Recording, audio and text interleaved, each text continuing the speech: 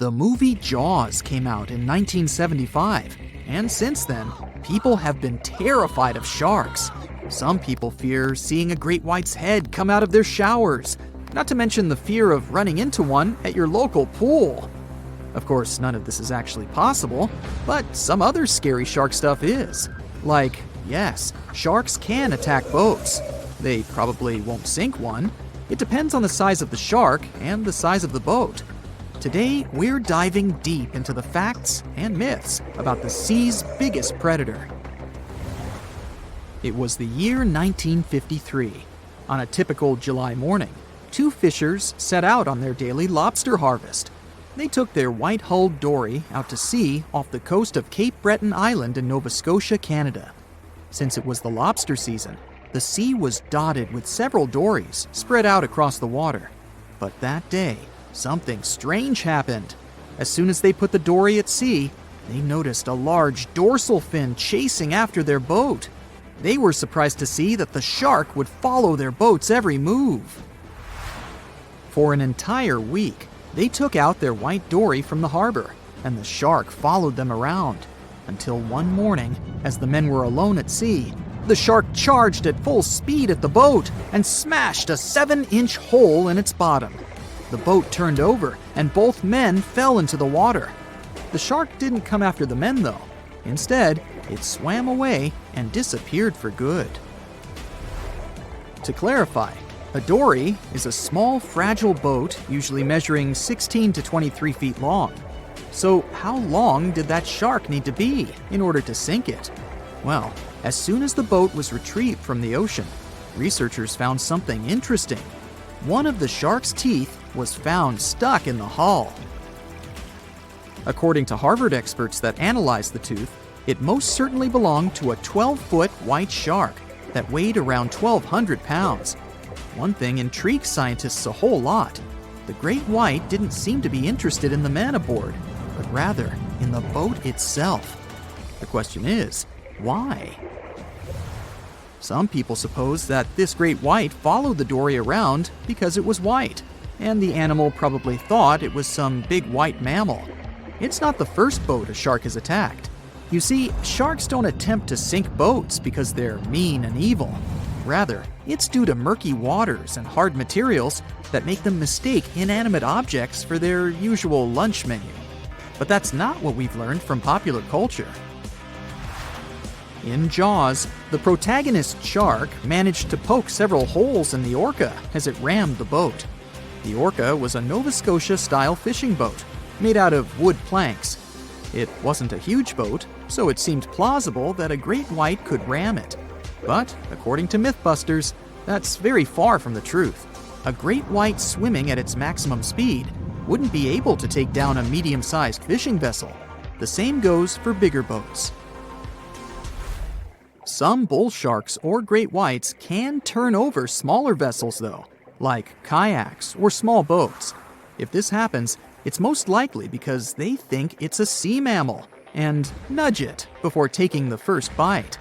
No scientist can say for sure why they do this, only that it's usually a misunderstanding on behalf of the animal. The Shark Research Committee, a nonprofit scientific research organization, has documented a lot of shark attacks on inanimate objects and is trying to answer that question more thoroughly. So far, they've observed several attacks on objects such as crab trap buoys and inflatable float bags. The website has also registered 2 famous attacks on boats.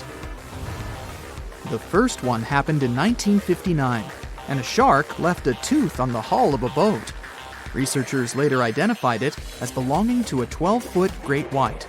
The report of the other attack, which happened in 1989, claims that a boat was circled by a great white before the animal swam at the vessel at full speed and hit the boat several times. Of course, those who suffer the most from shark attacks and encounters aren't boats, it's surfers. As far as we know, surfers look like giant wobbly seals from the shark's perspective. According to the Shark Research Committee, there have been 41 confirmed shark attacks on surfers on the west coast of North America over the course of the last century. So, should we be so afraid of sharks after all? Let's learn more about these magnificent sea creatures. off the top of your head, how many shark species can you name? 4, 8, 10? Well, there are over 500 species of sharks swimming in the ocean. They vary from tiny specimens, about the size of a human hand, to up to 39-foot-long creatures. The largest species of shark are actually not great whites, but whale sharks. And even those are small compared to the great Megalodon. This ancient creature that lived around 20 million years ago reached an unimaginable length of 60 feet. By comparison, that's the same as 2 to 3 buses placed one after another. I wouldn't swim in Megalodon-infested waters even if you dared me, that's for sure. We know that sharks are very good hunters, but why is that so? Their bodies seem to have been strategically built for speed. Instead of having a bone skeleton, like us humans, sharks have a cartilage skeleton, which makes them much lighter and also super fast swimmers. Each species of shark hunts depending on its nutritional needs. So, shark species that grow to an average of 3 feet have a diet based on fish. The ones that grow bigger start feeding off of bigger sea animals, such as sea lions and seals. Throughout their lives, some species of shark can shed over 30,000 teeth. Unlike humans, who are born with a set number of teeth in their jaws, sharks have an apparently limitless supply. In their defense, they do lose teeth pretty easily, as they can easily get stuck in their prey, for example. They also have multiple rows of teeth. The jaws of a great white can contain up to 7 rows of teeth, and can grow to be more than 6 inches long. And since we're speaking of great whites, the most feared shark species roaming the oceans, this is ray. Ray is an adult white shark. He can swim up to 50 miles a day, so he needs a lot of fat in order to keep his body functioning. Funny thing about Ray, when he opens his jaws to hunt, his eyes roll back together with his head, so his sight is hindered when he's taking a bite. Now, he does like it when the water is murky and underwater visibility is low. That's because it makes it harder for his prey to spot him coming. These conditions can make it easier for him to grab that yummy seal. But this can also make it easy for him to mistake a random boat for lunch and end up scaring some humans. Some Hollywood movies love to portray sharks as having superpowers. Although they're not innately cruel, one species of shark does have something that can be considered bizarre. Hammerhead sharks, one of the most dangerous species of sharks, have a sort of sixth sense. Inside their heads, they have electroreceptor organs called ampullae of Lorenzini. These organs allow sharks to detect the electromagnetic fields of all living things in the ocean. This ups their hunting abilities to another level. They can even find prey hidden in the sand because they sense its electromagnetic field. You should know one thing. If a shark lives in a balanced ecosystem, it won't feel the need to attack unknown things. These animals are curious, though, so maybe we should cut them some slack when they bite a piece off a random boat. 450 million years ago, no, I wasn't around then, the sea level was higher, coral reefs started to form, the climate on our planet was stable and warm, not even dinosaurs were around yet. The time when bony and jawed fish we know as sharks appeared. They've been dominating the oceans and making other marine creatures flee in fear ever since. Many of them, like great white sharks, have evolved and adjusted to life in the open ocean as hunters with a pretty high position in the food chain. They're less diverse today than before. One of the reasons is the asteroid strike from the age of dinosaurs. After it reduced the number of shark species, only smaller and deep-water kinds that ate primarily fish survived. They started getting bigger over time. Near the surface, sharks such as makos or great white ones develop faster movements and are somewhat between gray and blue to blend in with their surroundings. The epaulet shark can even walk on the land. It can't take a walk on the beach because it can't breathe outside of the water, but it lives on coral flats in shallow tropical waters, so it can walk in kind of a crawling motion. But deep down below, there are mysterious, alien-looking, often huge shark species that didn't come to the surface. which is why they didn't need to adjust to the new environment and different conditions.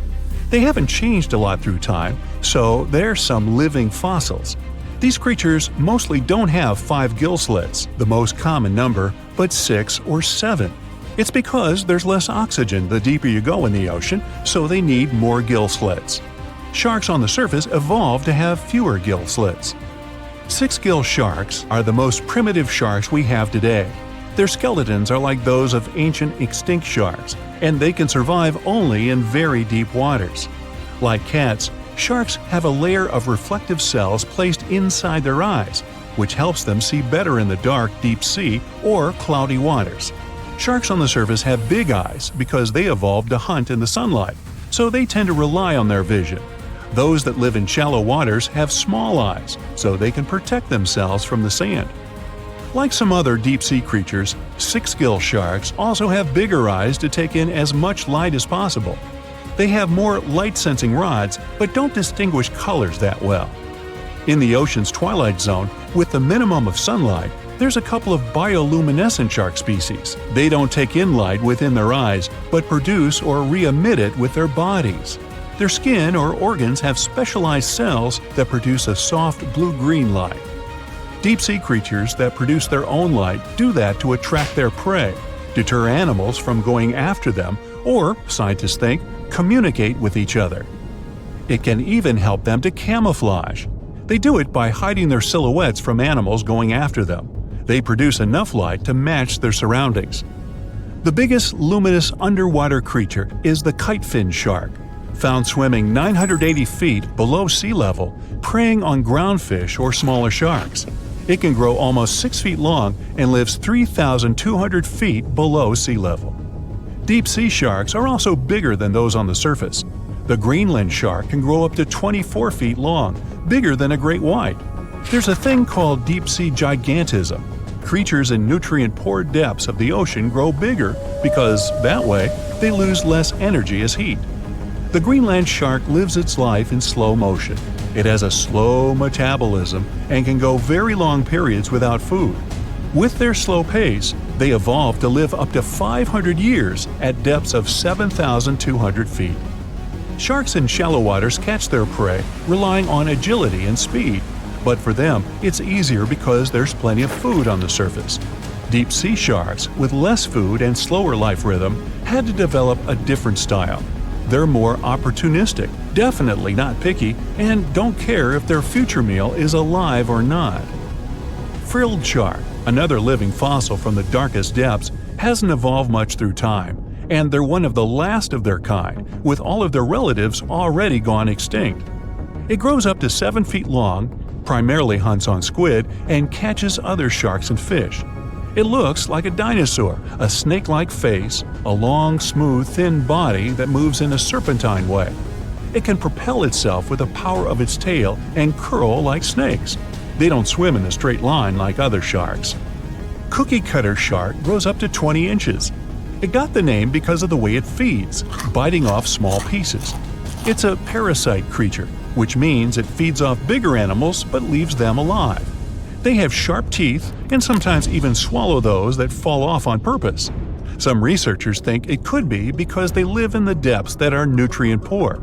If they swallow the teeth, they could recycle calcium and other material from it. Prickly shark is a rare and unusual creature with many thorn-like denticles and 2 small dorsal fins. It lives mostly in the depths of the Pacific region up to 1,900 feet.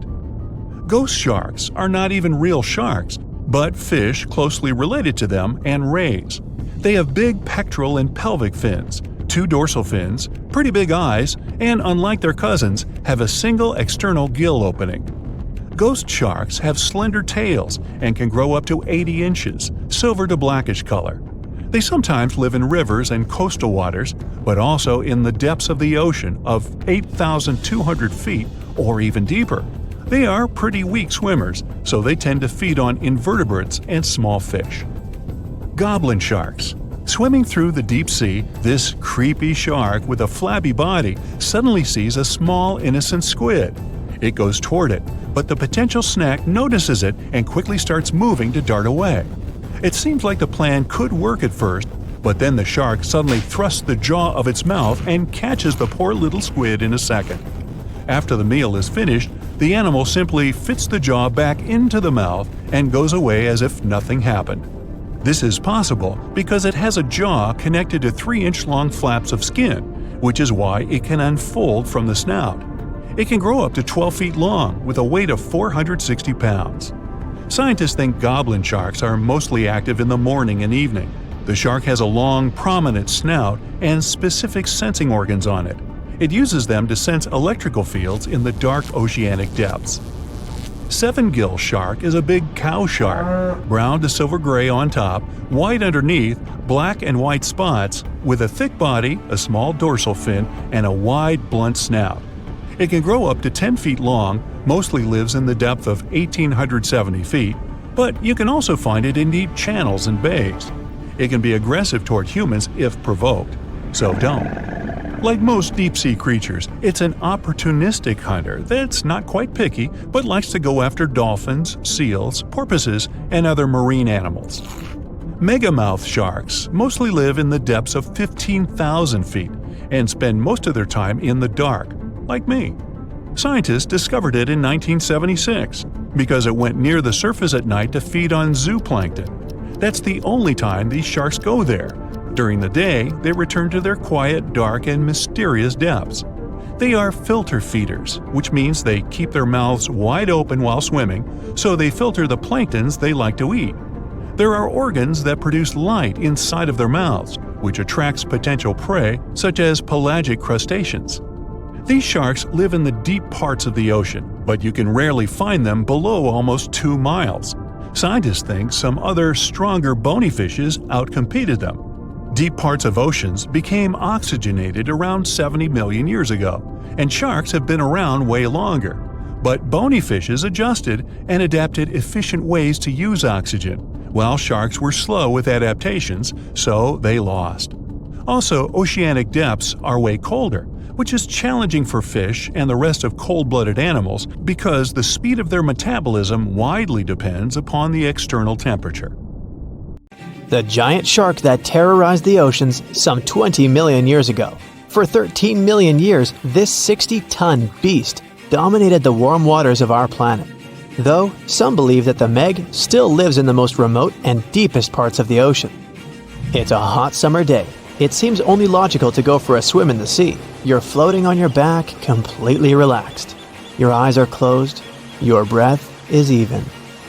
Water's pleasantly cool around your body. A light breeze touches your face. You feel calm enough to doze off. Suddenly, something bumps into your leg. Yanked out of your half-slumber, you begin to flail until you're face to face with the invisible danger. Luckily, all you spot is a couple of easily recognizable fins and cute smiley snouts. Phew, just dolphins. Guess you're lucky to meet them in the wild. These amazing creatures are so close, you can touch them. You've heard people say dolphins' skin feels rubbery, but to your mind, it's more like the inner part of a hard-boiled egg. One of the animals is so close to you that its salty smell fills your nostrils. You know, though, that dolphins don't have sweat glands. It means they don't sweat and are pretty much odorless.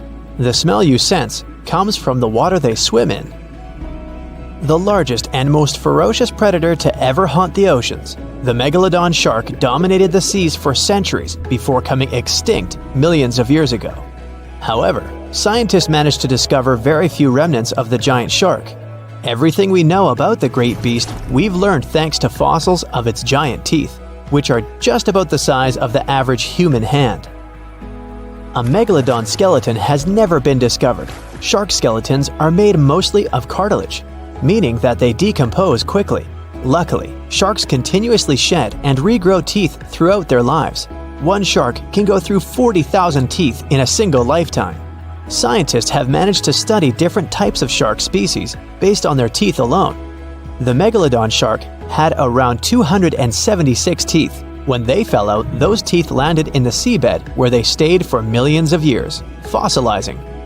Scientists found those teeth, and they're the only real record we have of the Megalodon's existence.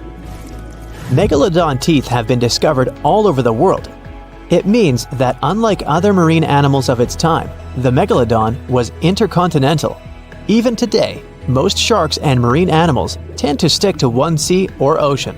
The Megalodon shark swam freely around the world, moving between tropical and subtropical waters. Megalodon teeth have been found in every continent apart from the freezing cold waters of Antarctica. When a megalodon makes a starring appearance in a movie or TV show, it's portrayed to look like a giant version of a great white shark. Scientists previously believed that the megalodon and the great white shark both descended from one common ancestor. Still, it's not true. In fact, it's more likely that the megalodon was the arch enemy of the great white shark's ancestor, the broad-toothed mako shark. That means Megalodon wouldn't have looked so similar to the great white after all. In reality, the Megalodon would have a shorter nose than the great white, along with longer pectoral fins to give the giant shark a stockier and more threatening build. They both had an excellent sense of smell though, so even in prehistoric times, it wasn't a good idea to go swimming with a chunk of raw meat in hand. And it certainly isn't safe now.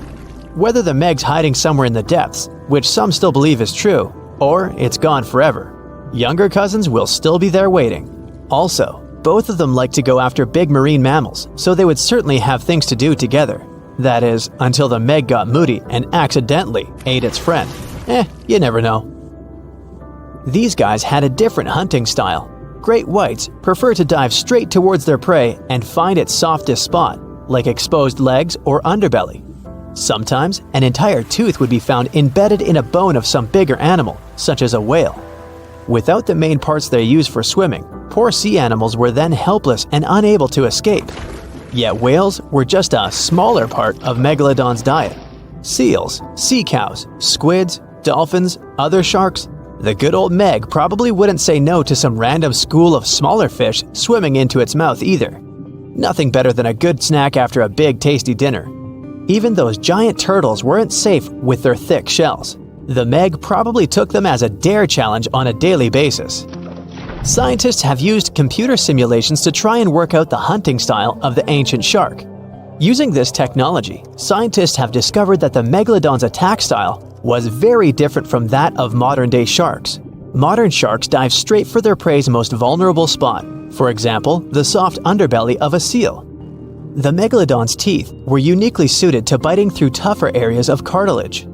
So, evidence suggests that a Megalodon would first chew the tougher fins of their prey, rendering them unable to swim away before launching into their final attack.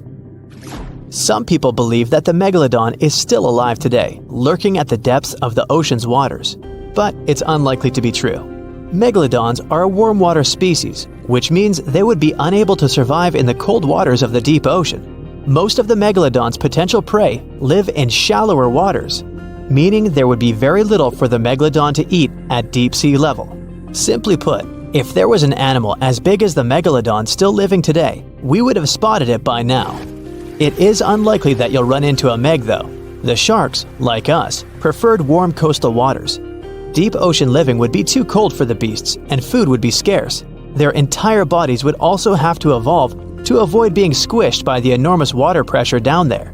It's unlikely they're still around, but not impossible.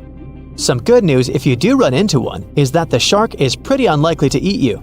You are way too small a meal for the Megalodon, even if you have a couple of friends with you. This guy eats whales that are over 50 feet long.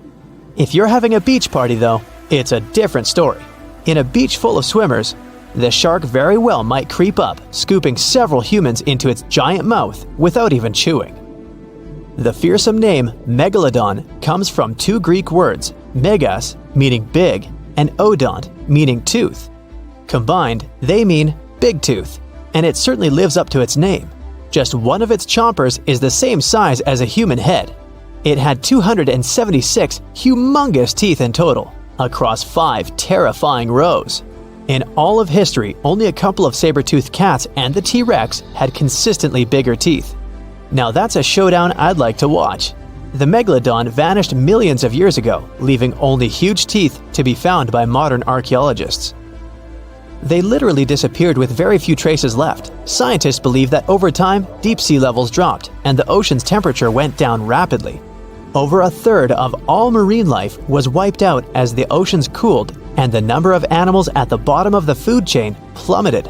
This had a catastrophic effect on the hungry predators at the top. Sorry guys. It became way too cold for these sun-loving sharks too, which made it difficult for them to reproduce since they gave birth in warm waters. The Megalodon is usually described as a sort of great white shark, but this is just a common myth.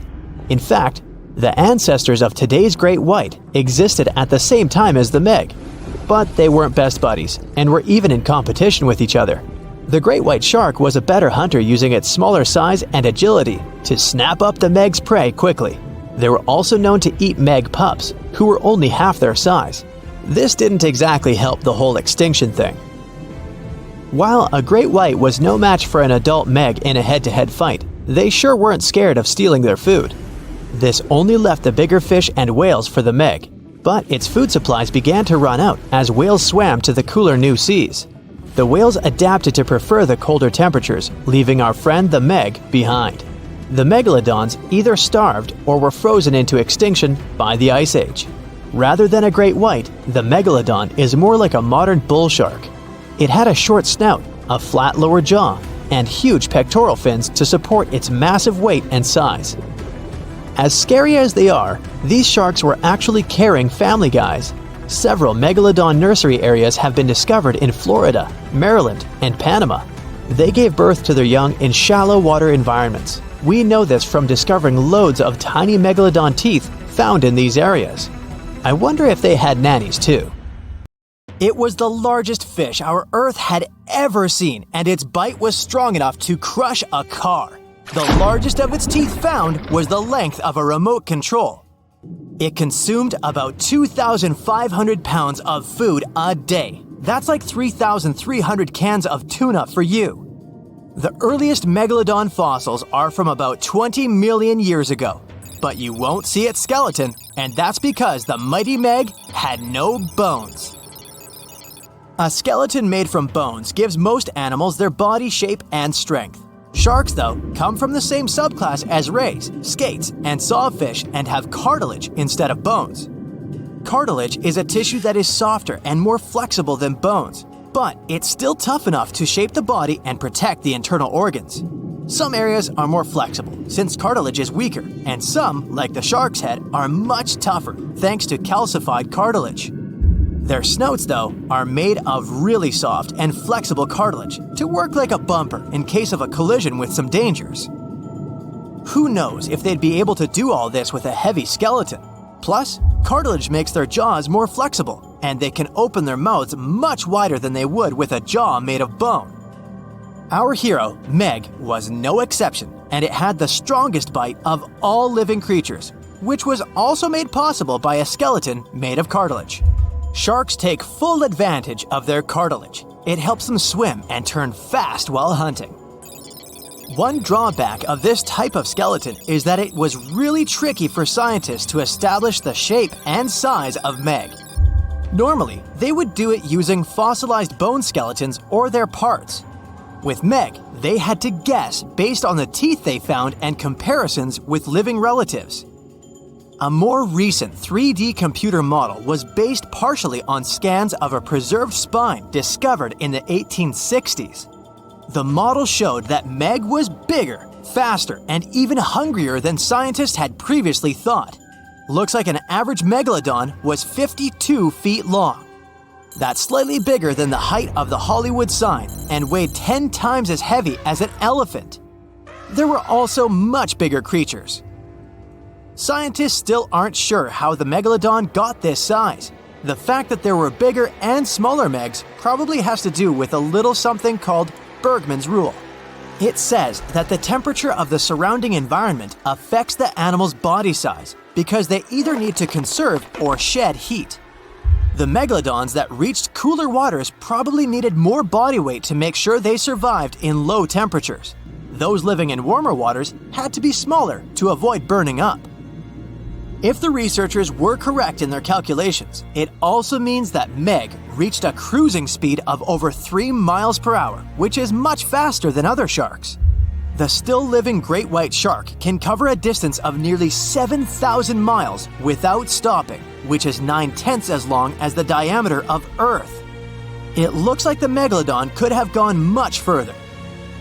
Megalodons managed to survive on our planet for nearly 70 times longer than humans have. They were roaming the oceans for around 20 million years, and you could see them pretty much anywhere except near the poles. Scientists discovered the most northern fossils off the coast of Denmark and the most southern in New Zealand. The reason why there were no megalodon teeth found in Antarctica is most likely that these adapted to only warm tropical and subtropical waters. The younger ones like to keep to the shores, while full-grown adults preferred coastal areas, but they could easily move into the open ocean as well. When our planet went through a period of global cooling and drying, and the seas began to freeze around 3.6 million years ago, there was less and less room for Meg to thrive. Much of their prey, like smaller whales, seals, and sea turtles, disappeared or relocated to waters that were too cold for our hero.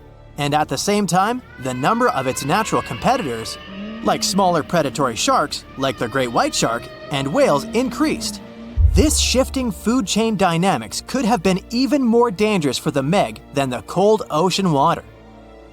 You're used to seeing them on the big screen as heartless monsters, but these huge sharks were actually loving and caring family guys.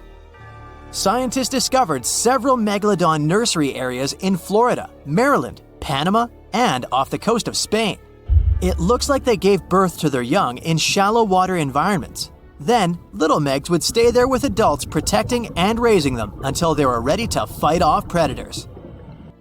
The mighty Meg had 276 teeth in 5 rows in its mouth. Similar to other sharks, it was fast in replacing its worn-out or lost teeth. With 4 or 5 rows of teeth in its mouth, it basically acted like a conveyor belt, able to grow back damaged or missing teeth. This means that an adult megalodon probably would have grown several thousand teeth throughout its lifetime. Although the great white shark is often mentioned as Meg's closest relative, they'd hardly be distant cousins. The ancestors of today's great white existed at the same time as the Meg, but they weren't best friends and even rivaled each other. The great white shark wouldn't win in a head-to-head fight with a Meg, but it was a better hunter using its smaller size and agility to snap up the giant's prey quickly. This only left the bigger fish and whales for the Meg, but its food supplies began to run out as the whales swam to the cooler new seas. Rather than a great white, the megalodon is more like a modern bull shark. It had a short snout, a flat lower jaw, and huge pectoral fins to support its massive weight and size. We also speak of Meg as an extinct giant, but can we be 100% sure it isn't hiding somewhere as we speak? After all, we've only explored 5% of our oceans altogether. The Mariana Trench is the deepest oceanic trench on Earth, and you could dip the whole of Mount Everest in its deepest part, and over a mile of it would still be above the surface. If a megalodon or two needed a place to hide, that would be the perfect spot. It wouldn't be the coziest place to live, though, with its cold water and total darkness. Plus, the pressure there is 1,000 times stronger than at sea level. So, if a Meg really were hiding down there, it would have serious issues with its teeth, because calcium would dissolve under that pressure. To survive here, it would also need to learn to navigate in complete darkness. That means it would have either become bioluminescent or evolve to grow massive eyes like the giant squid. If the Meg were still around and true to its dietary choices, it would have to eat smaller fish, and that would be a problem for us humans. Especially those of us who love fish, that is. And the ocean isn't cooling down these days. The megalodon would love its temperature and would thrive and reproduce faster than ever. Those giants would create some massive problems for cargo ships and cruising vessels. In case you're now scared at the thought of meeting a megalodon, relax. Most scientists don't think it's possible because of our hero's size. Most foods that megalodons like to eat live in shallow ocean areas and not in the deep, deep sea. Meg would need to come up for dinner every now and then, and it's kinda hard to miss a creature this big.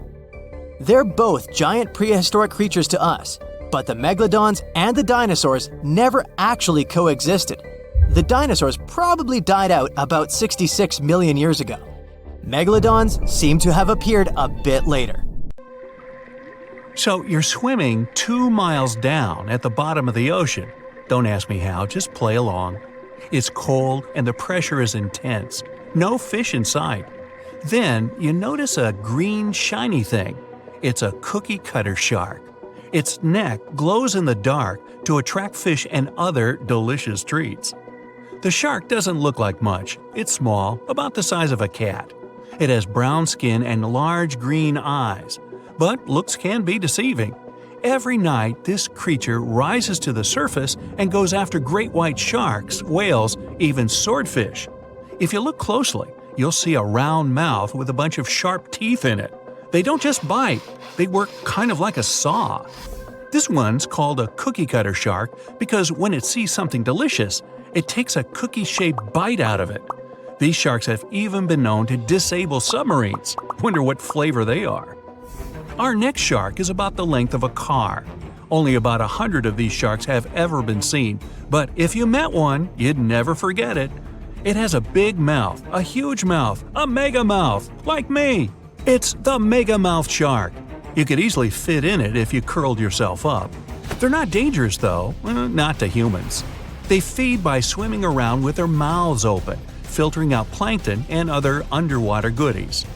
The shark has special organs in its mouth that glow, attracting little crustaceans. It swims deep in the ocean in total darkness.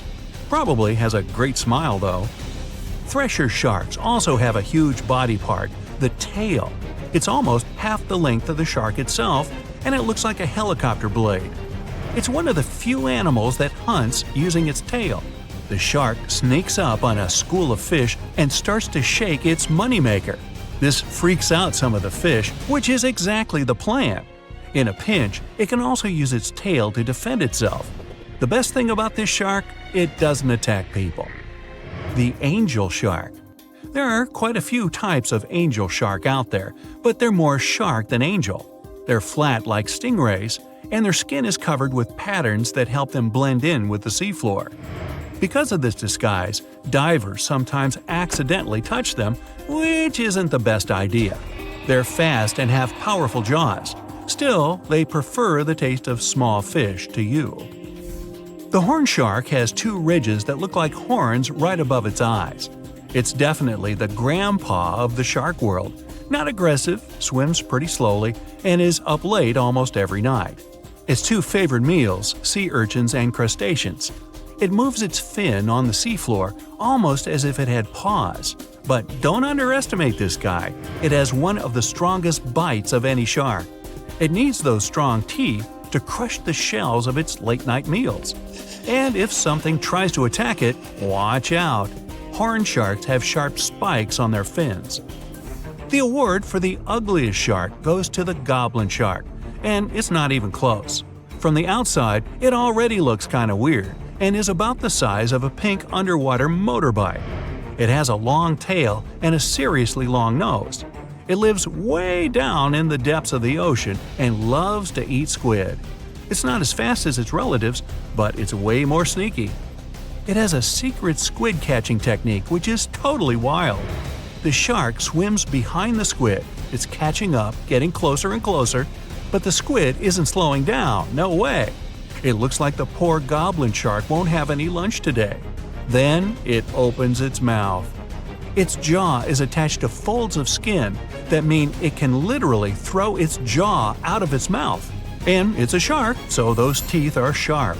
That extra reach helps it grab its lunch, and when the meal's over, it pops its jaw back in its mouth.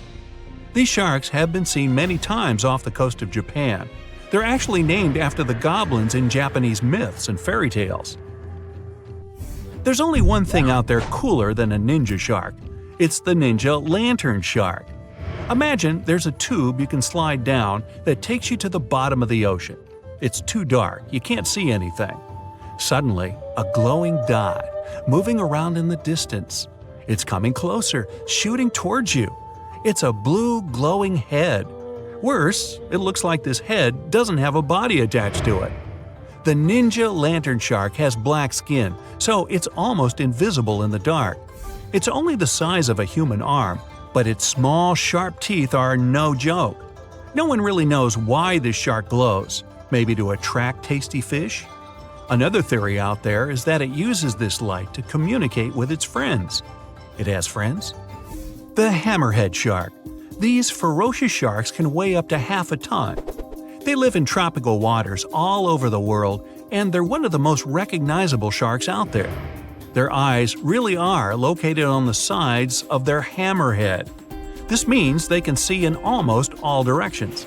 They even have special neck muscles to lift their head up and down just to see that little bit better. Their favorite food? Stingrays. You know, those flat things that swim along the seafloor, camouflaged to look like sand and bits of rock. Stingrays get by blending in with their surroundings. Danger mostly just swims by. But the hammerhead's eyes see everything. Uh-oh. Great white sharks, hammerheads, and other large sharks live for about 25 years.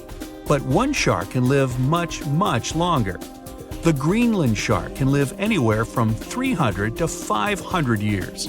It lives mostly in the North Atlantic and Arctic oceans. It loves to swim deep down where it's dark, so it uses its nose to sniff out food.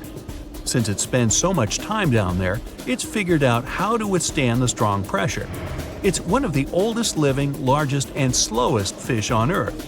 Just imagine, you're on an Arctic cruise and you see one of these sharks moving slowly through the freezing cold water. It might be 400 years older than you. Most sharks are omnivorous. They can go after dolphins, other sharks, crabs, sea urchins, smaller or even larger fish, hot dogs. Kidding about the hot dogs. But the bonnethead shark is a bit different. It eats algae for about half its meals. It's actually related to the hammerhead shark, but its head looks more like a shovel. Can you dig it?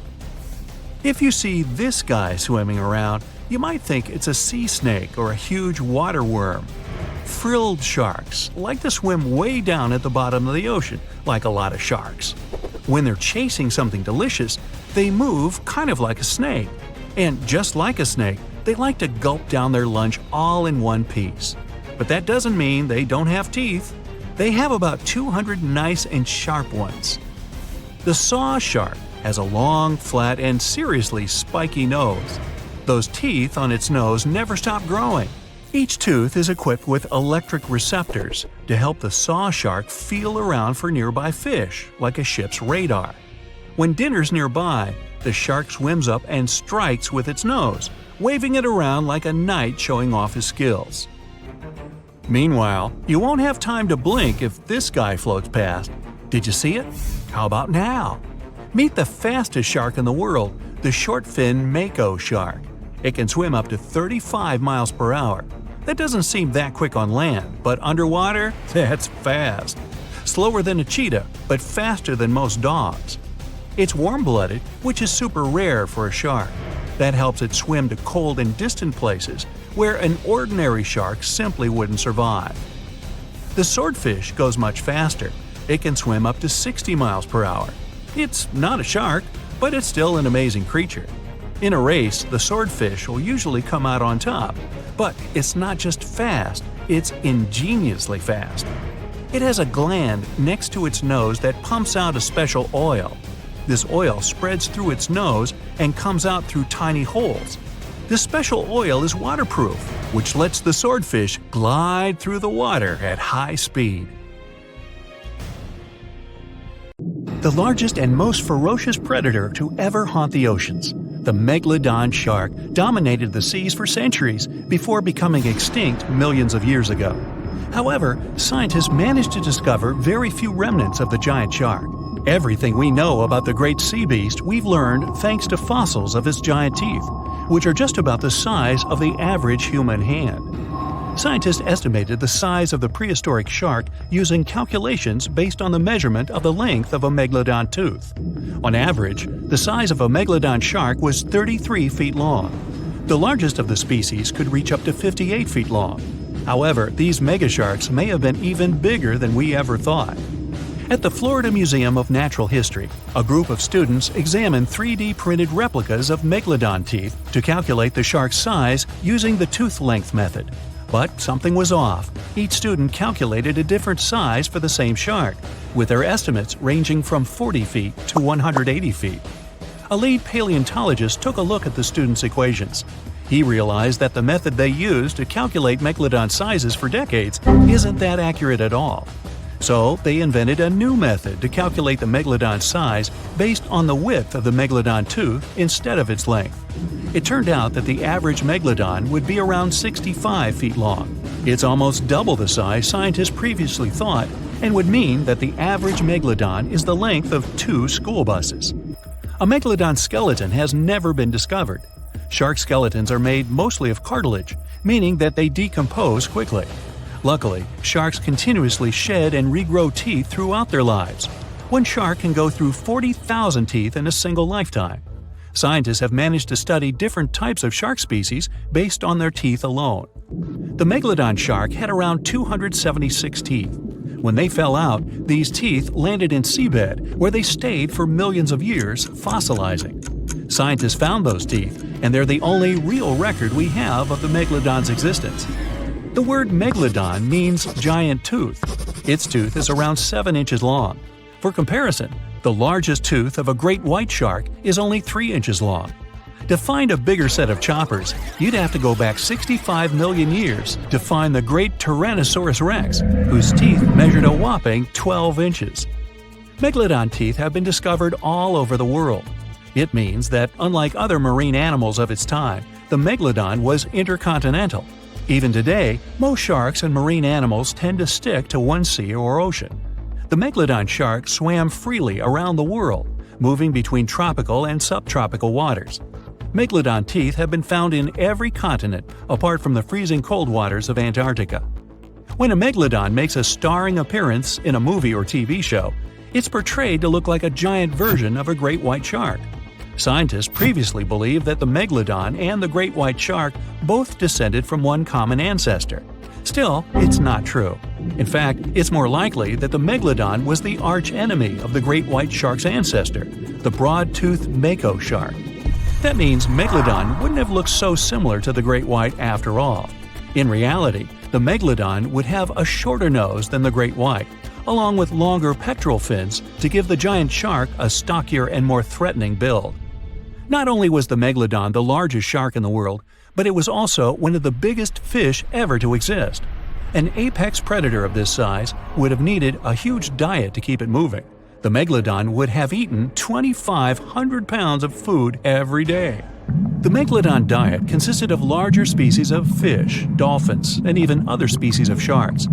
Ancient fossilized whale bones with cut marks of Megalodon teeth have been discovered. It means Megalodons weren't intimidated by the size and tried to feast on the giant whales of the past. Scientists have used computer simulations to try and work out the hunting style of the ancient shark. Using this technology, scientists have discovered that the Megalodon's attack style was very different from that of modern-day sharks. Modern sharks dive straight for their prey's most vulnerable spot, for example, the soft underbelly of a seal.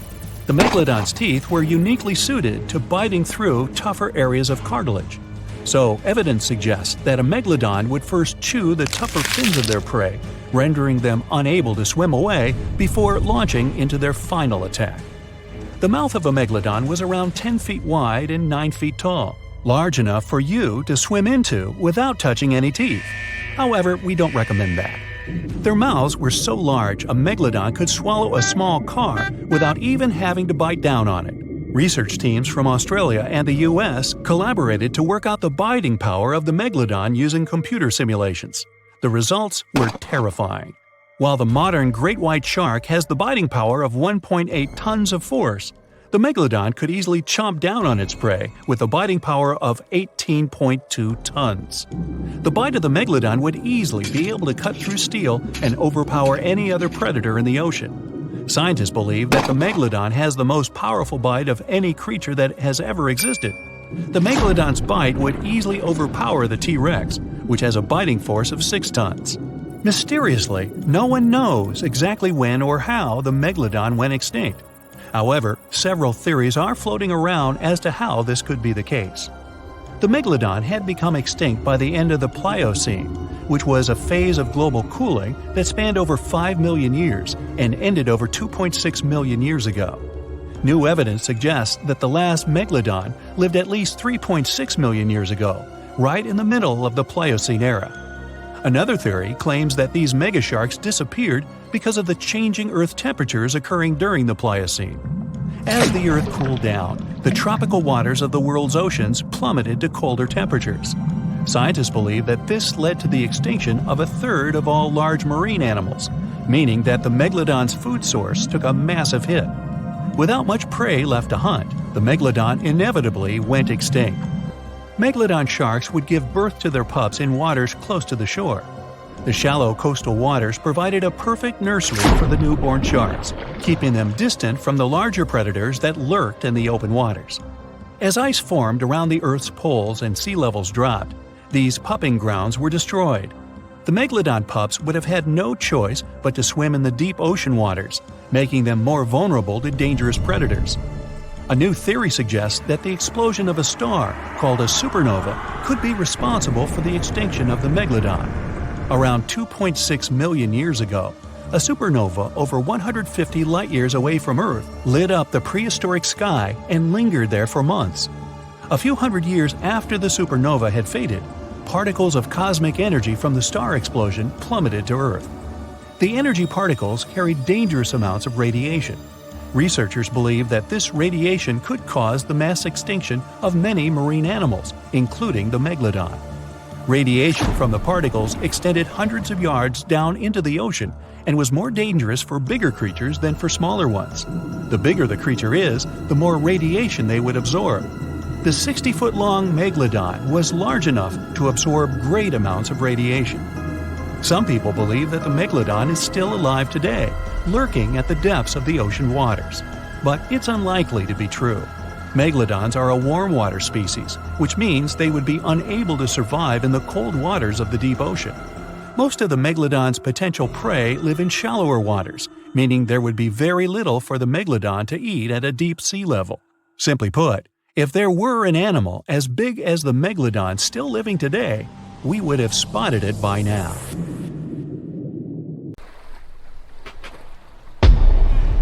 Many terrifying animals live deep beyond the waves, like this vampire squid living 3,000 feet below the surface in almost complete darkness. This animal has a cloak, like a vampire's. That's why it's called the vampire squid. Deep down at the bottom, it can't use ink to defend itself.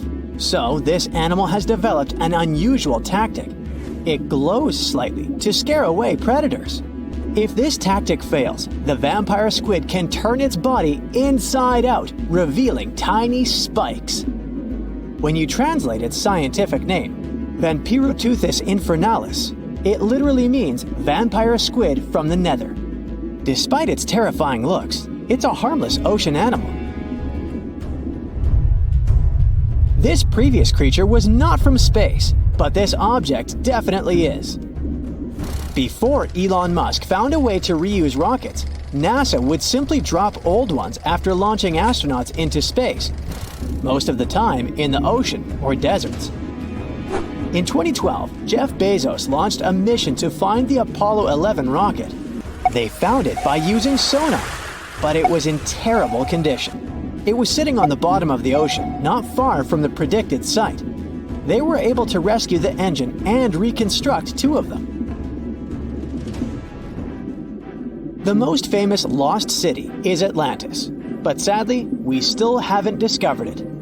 However, Heraklion was also just a myth until one British pilot saw something that looked like a city while flying over the Mediterranean Sea. He reported it, and 60 years later, a group of divers went there. They were shocked when they found an entire city underwater. It was loaded with artifacts that could tell us a lot about the history of the place. Now it's one of the best underwater archaeological sites in the world. It's believed that the rising sea caused the whole city to go underwater. The Titanic sank in 1912. The wreck was claimed to be officially discovered 74 years later. In reality, though, a fisherman found the Titanic 8 years earlier while fishing in the Atlantic Ocean. He was pulling out his net when he spotted a head stuck in it. Luckily, it was just a doll's head. Years later, after the fisher had passed away, his son sold the doll to a doll collector. She did a lot of digging and research on every person who had a porcelain toy on the Titanic. She found the owner of the doll. Ava Hart was on the Titanic and had a doll with her. Ava survived the catastrophe by a miracle, but her toy didn't. Hart even wrote about the doll in her journal, and every detail matched the toy found by the fisherman. The tripod fish lives deep in the abyssal zone, around 20,000 feet below the surface. It's adapted to such immense depths and uses its tripod fins to stay still on the bottom. This creature doesn't have big eyes, but even if it did, these eyes would be useless in the darkness. Instead, the tripod fish uses its fins like antennas to detect any movement in the water. This creature doesn't have much luck when it comes to its love life, so it had to develop unique tactics to reproduce. One fish can be both male and female. The next bizarre creature is the lizardfish. It has tons of razor-sharp teeth, a huge mouth, and really big eyes, which it uses for hunting. All this makes the animal look freaky. The lizardfish lives at depths of around 11,000 feet in the midnight zone, where there is zero light. This freak of nature basically eats everything it can fit inside its mouth, from small fish to other lizardfish. On the other hand, when they see other reptile fish, they probably fall in love instead, because finding mates at those depths is not an easy task. Like the tripod fish, the lizardfish can be both male and female at the same time.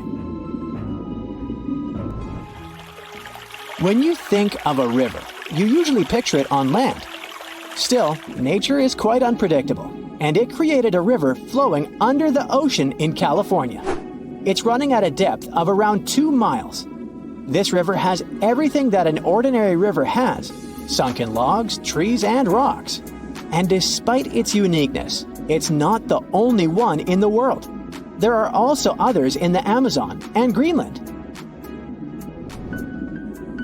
A terrifying creature was discovered near Angola's coast by a remote operating vehicle. It looks like it doesn't have a head or a body.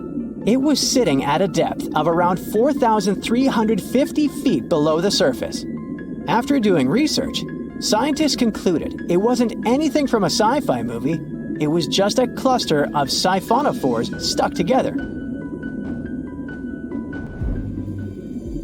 In 2015, some random guy was diving in Caesarea, and something shiny caught his eye.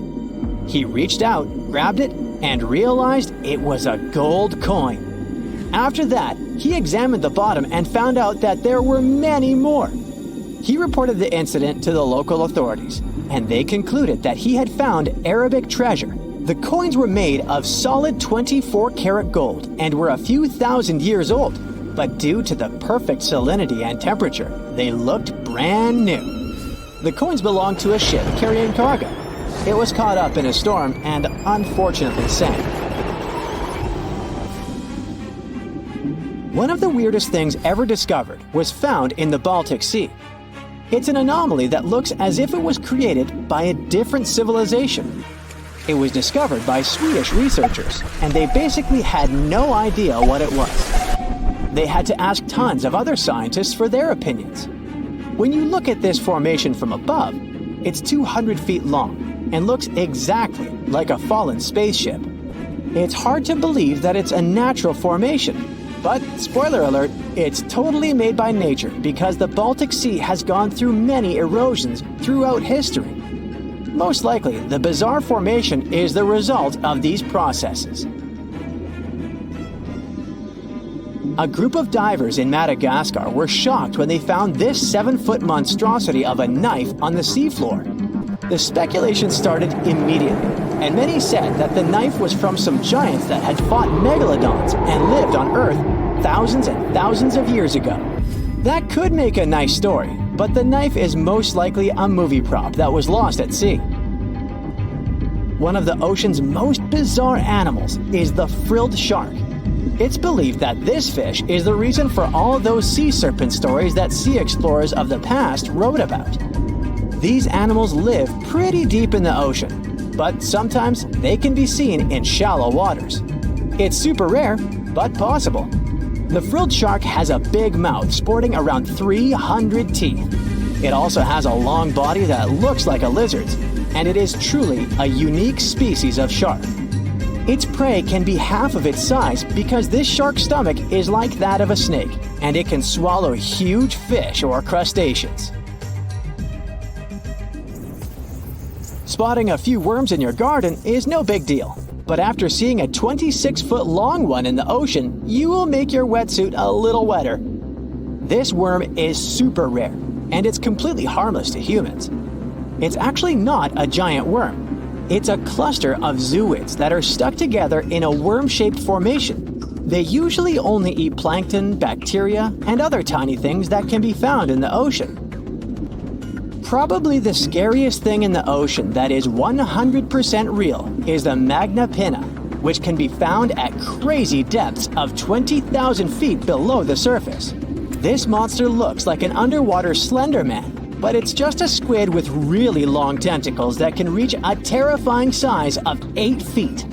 This guy has only been seen a few times, and basically, we don't know much about this creature so far. Wow, look at this cute little cookie cutter. At first glance, it looks like an oversized anchovy, but in reality, it's an undersized shark. This shark never grows bigger than 18 to 20 inches, but it doesn't make it less dangerous than its peers. They got their sweet cookie name because they have a unique feeding strategy. They bite off small chunks from much larger animals and get away with it. These little guys live deep down in the water column, making them quite mysterious and hard to study. We don't know exactly where they hang out, but they've been spotted all over the world, especially in tropical and temperate areas. The cookie cutter shark is a total parasite. It feeds off larger animals while keeping them alive. It uses its sharp upper teeth to latch onto the skin of bigger sharks, fish, or even marine mammals. Then, with its strong lower teeth, it scoops out a mouth-sized chunk of flesh or blubber. Ow! So watch out, because even big predators like bluefin tuna, great white sharks, and spinner dolphins can end up with scars from these little sharks. Now, there's one crazy story about a cookie cutter shark biting a person. Picture this: a long-distance athlete swimming between islands in Hawaii at night, surrounded by boats with bright lights attracting prey. Yep, that swimmer got a nasty bite on the calf, leaving a gnarly scar, but luckily no permanent damage. Lesson learned: don't mess with cookie cutter sharks during their feeding frenzy. To hunt like this, they have a well-equipped mouth. The mouth itself is like a short line that goes across, surrounded by these big fleshy lips that can suck stuff up. It's got a bunch of tooth rows in its jaws, like 30 to 37 in the top and 25 to 31 in the bottom, and they increase as it gets bigger. The upper teeth are small and narrow, standing up straight with a single smooth, pointy bit. The lower teeth, on the other hand, are way bigger and wider, almost like knives, and they interlock to make a saw-like cutting edge. Just like any other shark, cookie cutters lose their teeth throughout their lives. But here's where they're different: they swallow their lost teeth.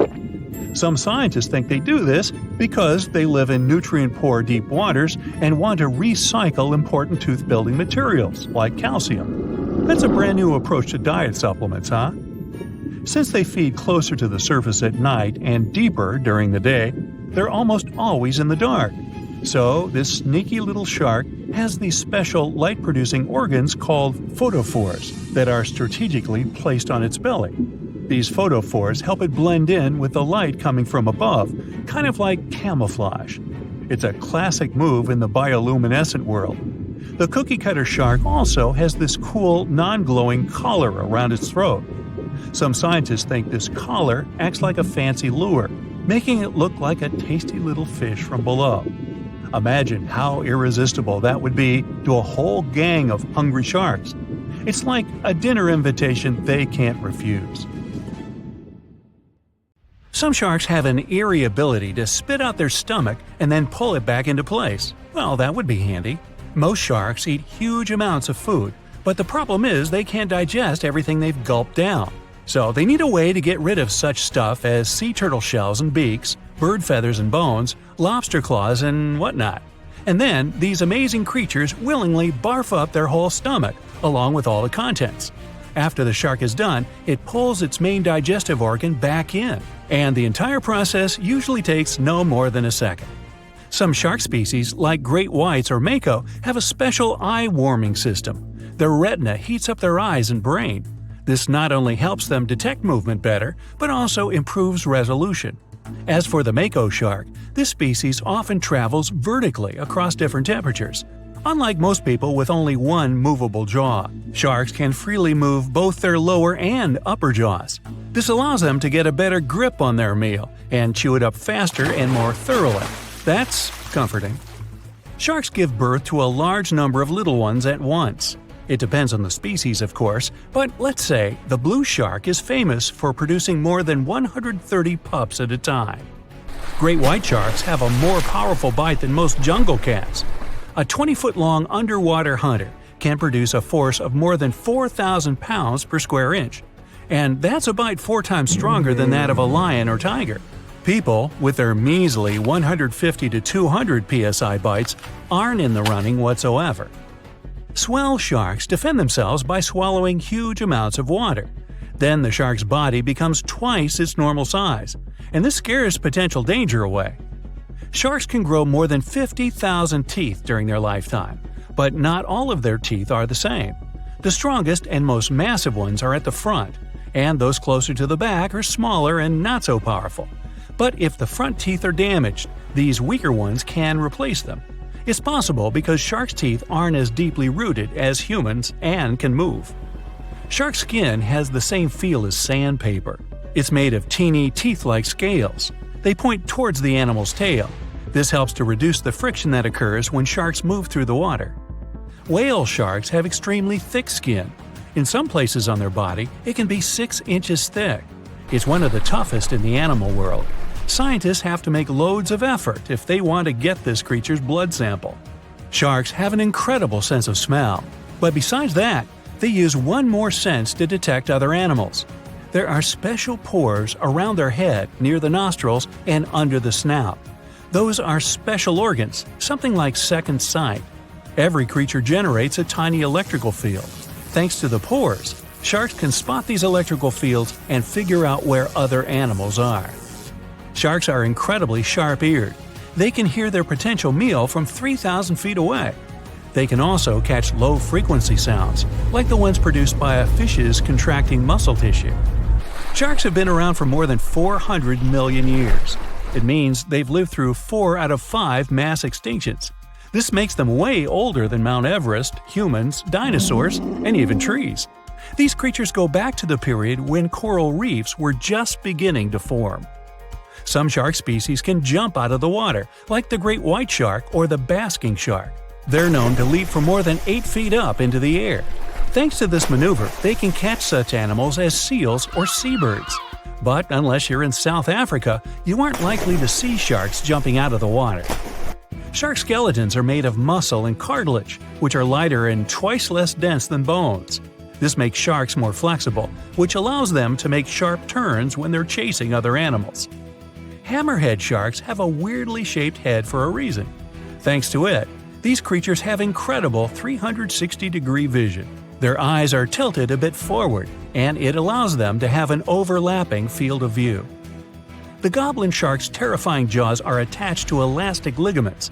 They can unfold from the animal's snout for up to 3 inches. It allows the animal to catapult its mouth forward to catch other marine creatures. Sharks don't sleep as you do. Some species have to keep swimming all the time. Otherwise, water will stop flowing through their gills and they won't be able to breathe. Others do rest, but they don't enter an unconscious state. They just go into special rest periods. These creatures don't have eyelids. That's why their eyes remain always open, and their pupils monitor their surroundings. They also keep their mouth open so that the water can pass through their gills. Sharks can travel remarkably long distances without needing any rest. all thanks to their bizarre sleeping pattern. For example, great whites can swim distances of more than 2,000 miles without stopping to eat or rest. How come these creatures don't starve? They draw on the fat stored in their livers. By the way, this organ can compose up to a third of the animal's body weight. Contrary to popular belief, sharks do not and cannot swim in reverse. Their tails propel them forward, and their pectoral fins help them to keep their balance and turn. It means that, anatomically, these animals can't move in any direction other than forward. Sharks have no vocal cords. They can't produce sounds to communicate with one another or express their emotions. That's why they have to use body movements, like twisting their bodies or flipping over. Sharks live in all of the world's oceans, but several species also inhabit freshwater rivers and lakes. For instance, bull sharks have been found in tropical rivers. They're also known to be able to swim between fresh and salt water. The smallest shark out there is the dwarf lantern shark. This unique creature doesn't grow longer than 8 inches, but the shark makes up for its tiny size in other ways. For example, some of its organs emit light, and since the creature lives in the shallow waters, this helps to camouflage it in the rays of sunlight. Blue sharks eat a lot, often more than they need. Some of this food can remain undigested for weeks till it's needed for energy. Sharks have something that looks similar to a tongue, but this organ is called the basial. It's the front section of the cartilage that goes from the shark's chest to its mouth. It doesn't move and is pretty much useless. The so-called tongue doesn't take part in the process of feeding. It isn't covered in taste buds. Its only real use might be that it supports some of the bones connecting the shark's gills. There are hundreds of shark species in the world, more precisely around 500. Some of them are pretty bizarre. Just look at the goblin, basking, or cookie-cutter shark. All these sharks vary in size, from several inches to dozens of feet long. They also live in absolutely different environments. Tiger sharks eat whatever they can get their jaws around. Some of the weirdest things they've munched on are video cameras, bags of money, license plates from almost any U.S. state, dog leashes, you name it. Each whale shark has a unique pattern on its skin. These spots and stripes can be used to identify individual sharks, just like fingerprints are used to identify people. The blunt-nosed six-gill shark can dive to a depth as great as 5 Empire State Buildings. Baby sharks are called pups. When they get born or hatch, they are already fully nourished, and if they choose to swim away from their mama shark, they don't need to hunt for food for at least several weeks. Uh-oh, did somebody say baby shark? The Meg, aka Megalodon, roamed the oceans long after dinosaurs were wiped out by the Great Meteorite. It was one of the largest and most dangerous hunters that have ever lived on Earth, as well as the biggest shark. But then, about 3.6 million years ago, the last of its kind disappeared from our planet, leaving only huge teeth for modern archaeologists to keep finding. There are a few theories about why it could have happened, but scientists might have found the true reason. The Megalodon, which means big tooth, was the largest shark ever to exist. It reportedly lived around 20 to 3.6 million years ago and was truly enormous. Its bite was more powerful than that of a T-Rex, and likely any other powerful predator that has ever roamed this planet. It's probably not surprising, since this marine creature had extremely strong jaws that could span from 9 to 10 feet wide. That's enough to swallow 2 grown-up people side by side. The jaws were also lined with 276 teeth, and they reached 7 inches in length. That's as long as a small hedgehog. Once these teeth got worn down, the shark got rid of them and grew new ones. Such large sedated teeth helped the Meg to eat meat easily. The shark itself could grow up to 59 feet long. That's twice the length of a London double-decker bus. The animal was also pretty heavy. While a fully grown T-Rex weighed about 8 tons, the weight of a large Megalodon could be more than 30 tons. With no competitors, the enormous shark was the real king of the oceans. It hunted other sharks, large fish, and even whales. Then why did such a magnificent creature disappear from the face of the Earth? The previous theories mentioned the great white shark. The Megalodon is usually described as some gigantic version of this marine animal. And this is a common mistake made because most people think these creatures were related. But in reality, the Meg looked more like a modern bull shark. Its snout was snout, its lower jaw was rather flat, and long and massive pectoral fins supported the animal's weight. But what's more important, the ancestors of today's great whites existed at the same time as the Megalodon. Now, with great size comes great clumsiness. And although the Meg was huge and powerful, it was also not as nimble as smaller and quicker great white sharks.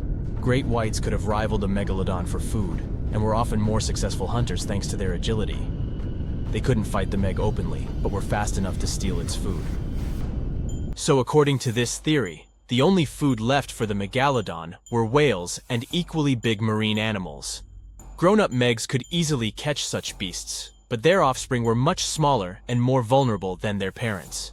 Could smaller sharks have used this to their advantage? Maybe while megasharks were still little, they became a meal for great whites, as well as bull and tiger sharks.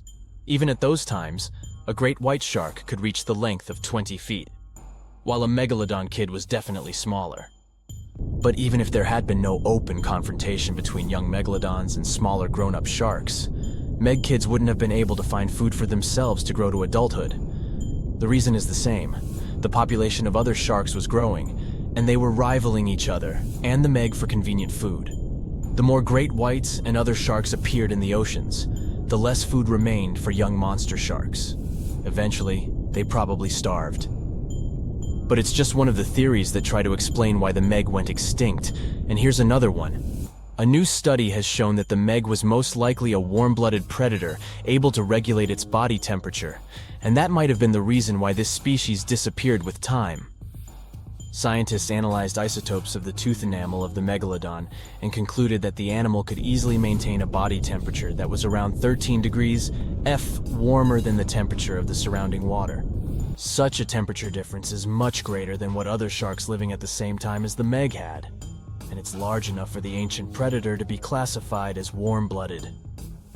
These days, most fish are cold-blooded. Their body temperature is the same as the surrounding water, but some sharks, like mackerel sharks, keep the temperature of all parts of their bodies a bit warmer than the surrounding water. But it doesn't make them completely warm-blooded because they simply store heat generated by their muscles. And in mammals, body temperature is regulated by a special region of the brain called the hypothalamus. Anyway, the Meg's warmer body allowed the animal to move faster, deal with cold water better, and spread out all over the world. But eventually, it might have led to a disaster. The Megalodon lived during the Pliocene epoch, pronunciation. It began approximately 5.3 million years ago and finished 2.5 million years ago. During that period, global cooling occurred. It also caused the changes in sea level, which the Megalodon probably didn't survive. The main problem for the predator was to maintain an energy level allowing its body temperature to remain elevated. But to do it, the animal had to eat a lot, and I mean it. But it was a challenging task in a time of changing marine ecosystems, and while competing with newcomers, such as the great white shark. If this theory is true, then the amount of energy the Meg had to use to remain warm could have contributed to its extinction. This new information is very important to us. It shows that many marine predators in modern oceans might be experiencing the effects of ongoing climate change too. By the way, have you heard that there have been several cases when people were sure they had seen the Meg? Or at least some similar extremely large monsters. And these sightings happened relatively recently. For example, in July 1916, the New Jersey coast of the US was terrified by a series of shark attacks. They happened during an oppressive heat wave when hundreds of beachgoers tried to find shelter from the heat near the water. People described the culprit that had caused all that havoc as a giant shark, much bigger than any regular one. Since then, scientists have been debating which shark species was involved in those accidents. The most popular guesses have been the bull shark and the great white.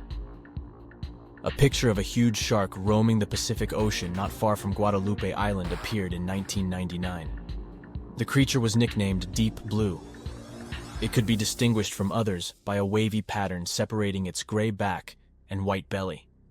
But even though some people claimed it could be the infamous Megalodon, experts came to the conclusion it was a female white shark, the largest ever seen. The average length of a male white shark is 11 to 13 feet. Females are bigger, up to 15 or 16 feet, but Deep Blue reached more than 20 feet in length. No wonder people were confused. For the last time, Deep blue was spotted in 2013 near the western coast of Mexico's Baja California.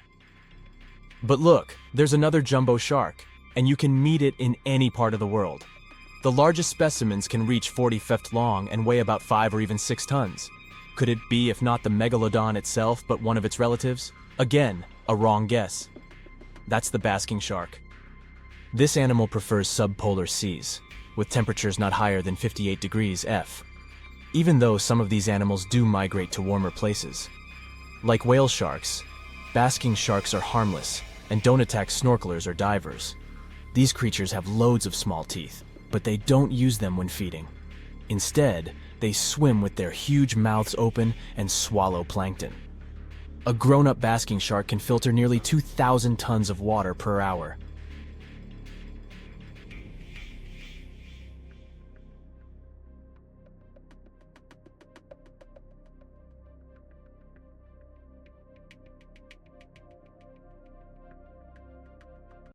The water is bubbling under the fishing boat as if something is coming up out of the water.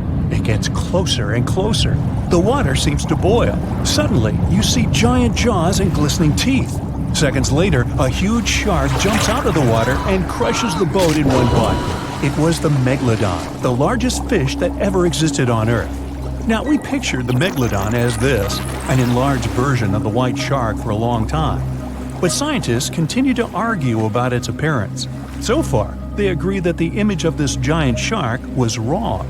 Here's the data that scientists are sure of. Size, about 50 feet long. That's as big as a school bus and comparable to the length of a subway car. 8.5 times the height of an average person. Let's compare it to the modern white shark. The Megalodon is 3 times bigger, but that's just a rough estimate. We don't have a fully preserved skeleton of the Megalodon. That's because it didn't have any bones, but cartilage. Not much of that left in the 3.6 million years since the Megalodons went extinct. All that survived were teeth and a few vertebrae. By comparison, dinosaurs went extinct about 66 million years ago. But their solid bones are perfectly preserved, and we have many different examples of their skeletons. Scientists have calculated the size of a Megalodon based on its teeth and jaw. Now, this is one tooth. It's about 7 inches long, bigger than the palm of your hand, and 3 times the size of a modern white shark's teeth. The Megalodon jaw was 6 feet wide and chalked up 5 rows of teeth, a total of 276 razor-sharp chompers. The other preserved remains are the vertebral column. It consists of 150 vertebrae, each 6 inches wide. They contain much calcium because, well, Megalodon love fresh cold milk.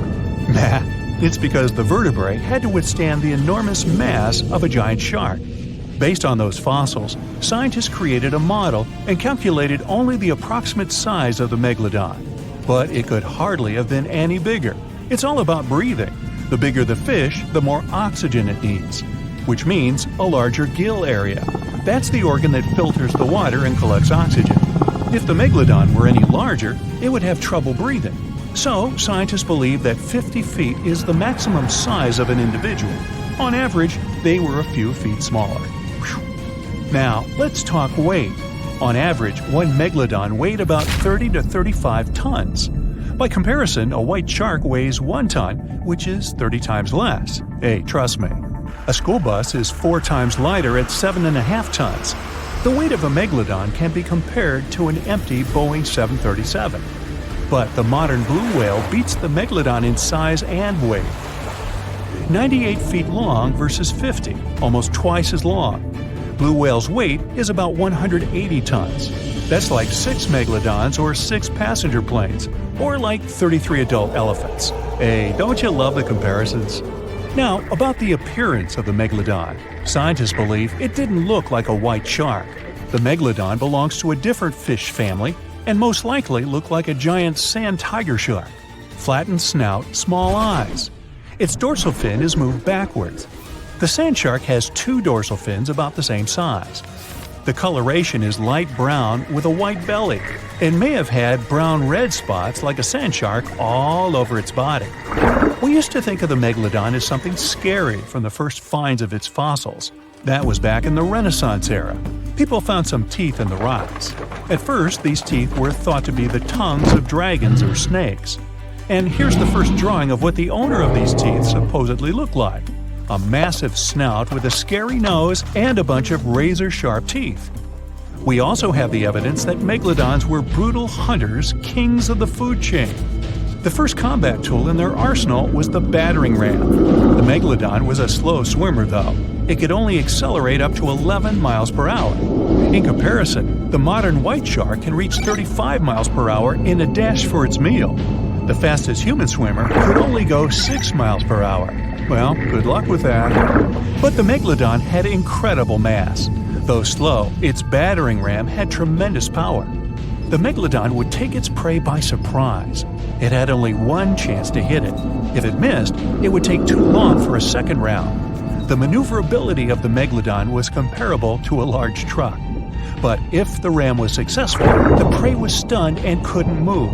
At this point, the megalodon aimed at vulnerable spots, like the fins and tail of the prey. Scientists have found many ancient whale remains with megalodon tooth marks. It turned out that the giant shark knew where its prey's vital organs were located and could strike at them. When the prey was immobilized, the megalodon bared its teeth. An adult person could easily fit into its open jaw at full height, and according to various estimates, the bite force of the megalodon was almost 11 tons. Now imagine the weight of 3 SUVs concentrated at the tip of a sharp tooth. That's 9 times the power of the largest white shark bite, and 6 times the power of the modern record holder for biting, the saltwater crocodile. Here, look at a map of where the remains of the megalodon were found: South and North America, Europe, Asia, Australia. It was the master of all seas and was comfortable anywhere on our planet. We've even found some remains of the giant shark in freshwater sediments. Perhaps it wasn't afraid to enter rivers to hunt. Now, other scientists say that maybe the megalodon wasn't even a predator, all because of its size. It couldn't swim fast. It couldn't even make short dashes like the white shark. If prey tried to escape, the megalodon didn't rush into pursuit because it could never catch up with it. Another problem is the skeleton of the megalodon. The cartilage is weaker than the bones, so the musculature of the giant shark was not as massive and robust in the first place. The megalodon may even have been a scavenger and never got into fights. This is one of the reasons why ancient sharks became extinct. Megalodons like shallow, warm waters, with temperatures ranging from 53 degrees Fahrenheit. But over 3 million years ago, the climate turned colder. This deprived the megalodons of territories and plenty of food. The primitive whales that had been the main diet of the giant sharks began to disappear. Faster predators took the remnants of food. The megalodon started to starve. In evolution, a new player entered the field: the toothed whales, ancestors of the modern killer whales. They lived in packs and had bigger brains than the megalodon. So, over time, they started to compete with the megalodon. They took advantage of its clumsiness. A group of killer whales could easily win a competition against a giant shark. Many scientists believe this was the reason for the disappearance of the largest shark in the world. But there are theories that the megalodon is still alive and roaming the dark waters of our planet. Several Australian fishers have allegedly encountered a shark of incredible size, but no one can confirm these testimonies. Fans of this theory believe that giant sharks can hide in deep waters away from human eyes.